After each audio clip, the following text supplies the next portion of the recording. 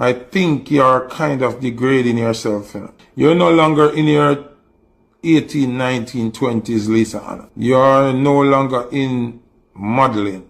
Breaking on Sonic Snap, Foota Hype is worried about Lisa Anna, former Miss World, saying her recent posts might point to a deeper struggle.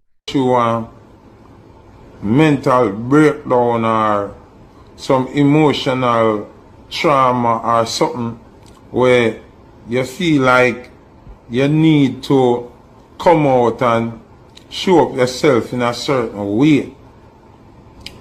Certain man frightening, you know, and certain man are used to hot girl with hot girl body and them something there. So them are gonna gas you out.